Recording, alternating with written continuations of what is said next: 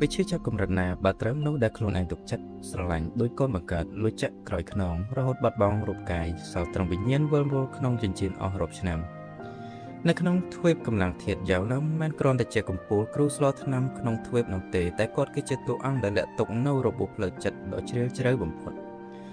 សួស្តីអ្នកគ្រប់គ្នាថ្ងៃនេះយើងនឹងជជែកគ្នាអំពីផ្នត់គំនិតដ៏អស្ចារ្យរបស់យ៉ាវឡៅនោះគឺការចាប់ផ្ដើមឡើងវិញពីចំណុចសូន្យនិងការសាកល្បងមនុស្ស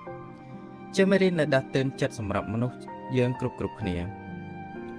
ប្រវត្តិរបស់យ៉ាវឡៅឬយ៉ៃឈិនគឺជាមេរៀនស្ដីពីភាពអត់ធន់នៃផ្លូវចិត្តគាត់ធ្លាប់ជាកម្ពូលជើងខ្លាំងលំដាប់តូសុនដែលគ្រប់គ្នាក្នុងទ្វីបគោរពគាត់ខ្លាចតែភាពរុងរឿងរបស់គាត់ត្រូវរលាយបាត់ក្នុងមួយប្រព្រឹត្តផ្នែកដែលការក្បត់ដ៏សាហាវពីហានហ្វឹងដែលជាសិស្សទី1របស់គាត់ដែលគាត់ខំប្រឹងស្រឡាញ់មើលថែចិញ្ចឹមបីបាច់ទុកដោយកូនប្រុសបង្កើតហានហ្វឹងបានសហការជាមួយសាប្រលឹងដើម្បីសម្លាប់គ្រូខ្លួនឯងត្រឹមតែចង់បានគម្ពីរ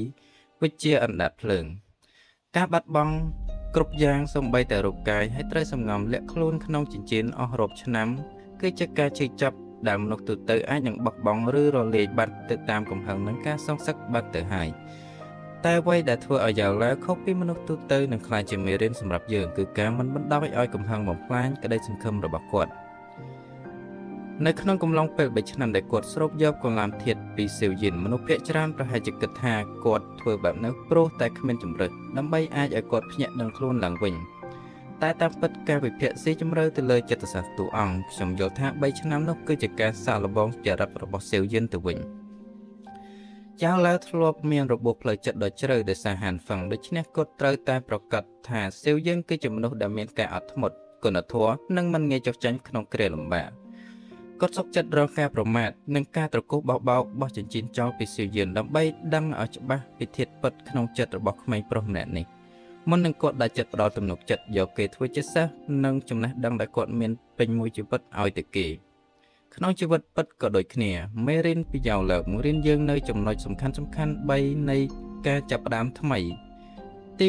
1ការកុំប្រញាប់ផ្ដល់ទំនុកចិត្តឲ្យនរណាម្នាក់ងាយទំនុកចិត្តគឺជាអ្វីដែលត្រូវដោះដូរមកវិញដោយពេលវេលានិងសកម្មភាពពិតប្រាកដ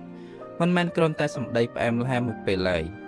2ការអត់ធ្មត់ដោយយុទ្ធសាស្ត្រទោះបីជាយើងធ្លាប់ធ្លាក់ដកបានឬត្រូវពេលគេមើលងាយកម្រិតណាក៏ដោយអ្វីដែលសំខាន់បំផុតគឺការរក្សាចិត្តឲ្យមានសតិសម្បជញ្ញៈដើម្បីរងចាំឱកាសកសាងខ្លួនឯងឡើងវិញឲ្យកាន់តែខ្លាំងជាងមុនទី3គ្រឹះដែលរឹងមាំកាត់ចេញពីភាពជឿចាំយ៉ាវឡៅធ្លាប់បានប្រាប់ស៊ីវយិនថាអស់រយៈពេល3ឆ្នាំនៃការបាត់បង់កម្លាំងធាតុនោះនឹងផ្ដល់ប្រយោជន៍ដ៏ធំធេងសម្រាប់ជាគ្រឹះនៃការវឹកហាត់កម្លាំងធាតុទៅថ្ងៃក្រោយរបស់គេដូចគ្នានេះដែរឧបសគ្គដែលកំពុងជួបប្រទះនៅថ្ងៃនេះគឺគ្រាន់តែជាការលុតដំឲ្យយើងមានគ្រឹះផ្លូវចិត្តដ៏រឹងមាំជាងអ្នកដទៃតែប៉ុណ្ណោះគ្រប់គ្នាយល់យ៉ាងណាដែរចំពោះផ្នត់គំនិតនិងការសាកល្បងទំនុកចិត្តរបស់យ៉ាវឡៅបើមានមតិឬចម្ងល់អ្វីអាចខមមិននៅខាងក្រោមបានសូមអរគុណអ្នកគ្រប់គ្នាជួបគ្នានៅវីដេអូក្រោយ